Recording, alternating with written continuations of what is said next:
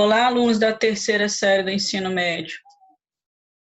Vou gravar para vocês uma aula hoje do capítulo 8 do livro Sociologia, da editora Scipione, que vai tratar do tema do Estado, cidadania, Estado e sociedade.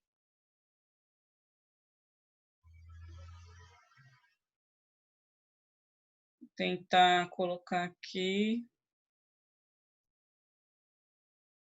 na tela.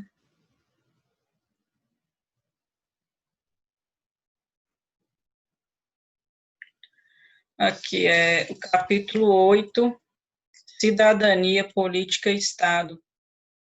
Aí aqui ele começa explicando Karl Marx, Engels, Weber.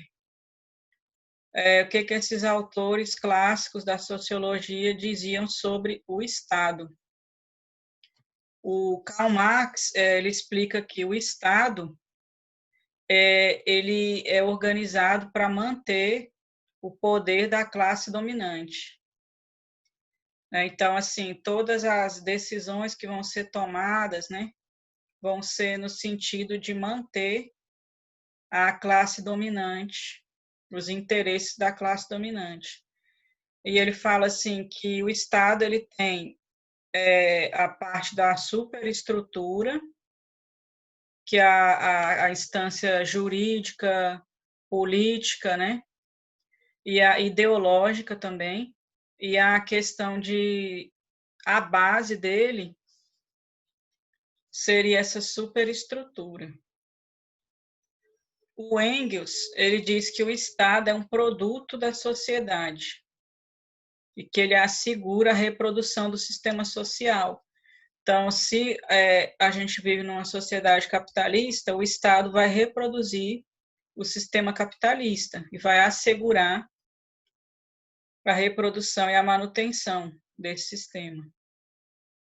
O Max Weber, ele diz que o Estado existe quando tem a obediência, quando dá de autoridade de um grupo dominante, quando um grupo dominante consegue exercer a dominação, né, sobre o resto da sociedade. E como que é um dos meios que ele exerce a dominação? Ele exercendo a violência legítima, né? Que o Max Weber fala, o Estado tem o monopólio da violência legítima. A violência legítima ela é exercida como a polícia, o exército, né? Que vão ser os braços de força, né? Que vão manter a dominação da sociedade. Se a gente for pensar na sociedade atual, né? O Estado na nossa sociedade atual. Primeiro, a gente tem que distinguir o que é o Estado e o que é o governo, né? Porque, assim, o Estado, ele é a instituição social, ela é distinta do conceito de governo. O governo, ele é o grupo, é formado pelo grupo que temporariamente está ocupando o aparelho do Estado para gerir o poder político. Então, o governo passa, né, vai mudar, mas o Estado permanece. O Estado é uma instituição permanente.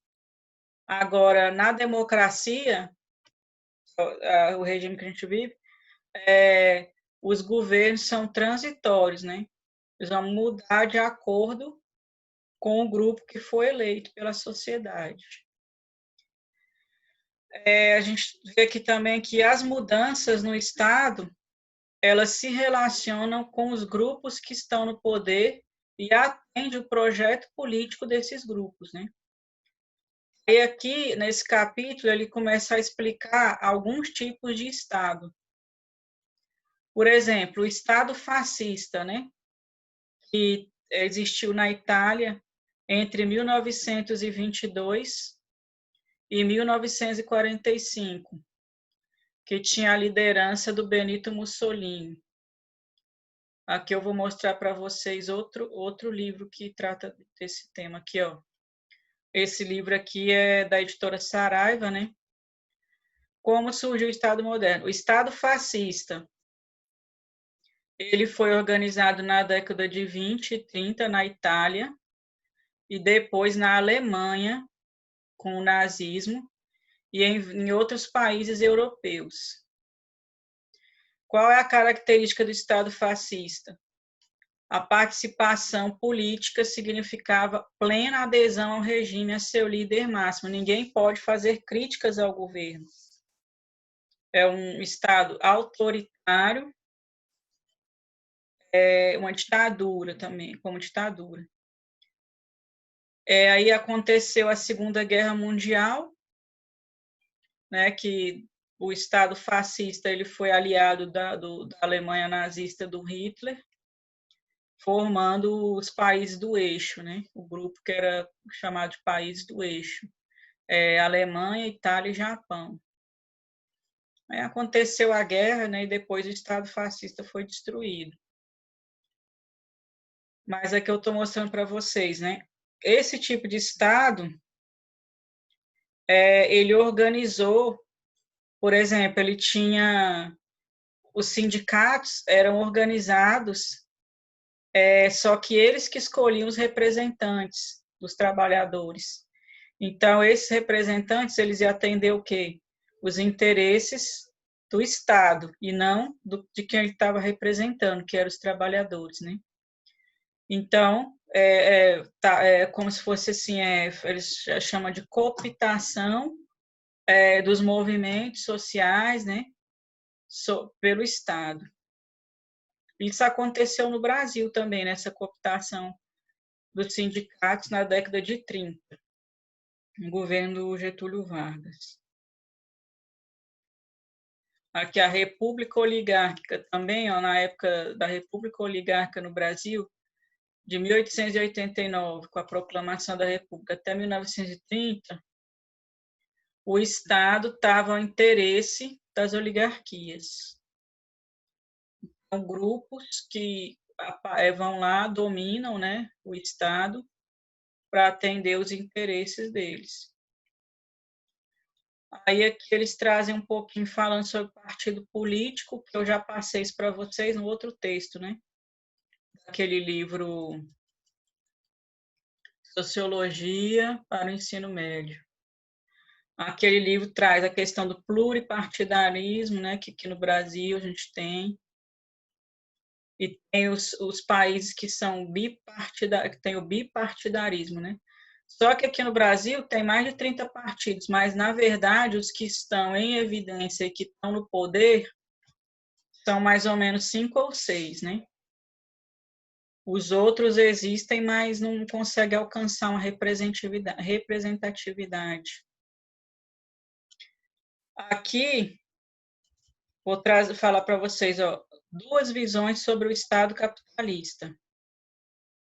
O Estado capitalista, na década de 20, 1929, que aconteceu a crise econômica, né, a Grande Depressão de 29, surgiu esse chamado Estado de Bem-Estar Social, que ele se estabeleceu em alguns países da Europa e também nos Estados Unidos, que foi uma alternativa para superar a crise econômica, né? O que ele propunha, o Estado de Bem-Estar Social? Ele propunha uma ideia um pouco diferente do liberalismo, do Estado liberal, que era dominante na época. Ele propunha seguridade e proteção social, né? Então, que o Estado intervisse na economia para poder ajudar a sair da crise, né, que estava. Esse pensamento ele é diferente por exemplo, da doutrina liberal, que era dominante até antes da crise de 29.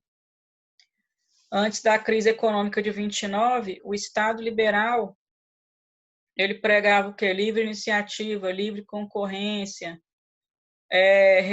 livre regulamentação do mercado, não interferência do Estado na economia, né? Só que quando aconteceu a crise econômica que afetou todos os países do mundo, que criou esse outro modelo do Estado de bem-estar social, que ele não deixa de estar ligado à lógica do capitalismo, mas propõe como se o Estado ficasse ali ajudando para ver se as coisas dão certo, né? Para ver se não deixa totalmente livre a economia. Aqui no Brasil também teve a influência, né, da crise econômica, porque na época o Brasil era produtor de café, aí o preço do café caiu e vários produtores, né, foram à falência, teve a queima, né, a queima de estoque de café, porque não tinha mais mercado para consumir. Todos os países do mundo sofreram isso aí. Então, a formação, o estado de bem-estar social, ele se estabeleceu após a Segunda Guerra Mundial, em vários países, principalmente na Europa, e ele ampliou a função do Estado, né, que o Estado passou a regular a economia, conter as crises econômicas, evitar o desemprego, ofertar serviços como saúde, educação, habitação, também a questão de renda para manter uma condição mínima de renda para a população, porque eles pensavam assim, chamadas medidas keynesianas, né? Se a população não tem renda, ele não vai consumir, então a economia não vai movimentar. Então ele tem que manter uma renda mínima para a população para que tenha o consumo e a economia não pare. Eles não estão dando a renda mínima, não é para ajudar ninguém, não. E nem pensando na situação da pessoa, é para manter a economia em movimento. Então, isso era uma forma de intervenção do Estado para não ter para minimizar a crise, né, do sistema capitalista. O estado de bem-estar social é chamado capitalismo de Estado, né? Que no liberalismo o Estado não deve intervir, mas nessa mentalidade aí do estado de bem-estar social, é capitalista, está visando o desenvolvimento econômico, mas o Estado está participando, está ativo. Aí o Estado tem a proteção social, né, para que as pessoas não fiquem sem renda, e a política dele de estímulo à economia visa garantir que as empresas mantenham seu lucro e sua produção. Aí, a partir dos anos 70, 1970, teve outra crise econômica mundial, que ficou conhecida como crise do petróleo. E aí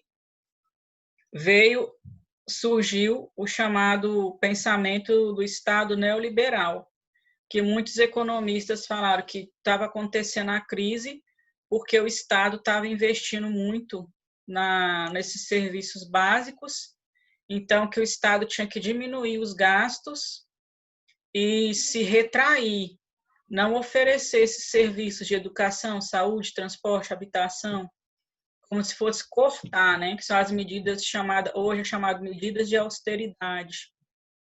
O Estado cortar os gastos. Então, teve esse movimento a partir da década de 70, com essa crise do petróleo, vamos falar, não, vamos acabar com o estado de bem-estar social e aderir ao estado neoliberal, né? Onde o investimento na infraestrutura devia ser conduzida pela iniciativa privada, e esses serviços sociais o Estado não ia mais oferecer. Diminuir a regulamentação da economia, e isso geraria um crescimento econômico. Os países que mais adotaram esse sistema foram a Inglaterra e os Estados Unidos, e depois se espalhou para outros países, né? E nesse período tinha acontecido também o colapso do socialismo no leste europeu e deu força para essa ideologia do Estado neoliberal se espalhar. Vou parar por aqui e na próxima aula eu continuo. Até mais.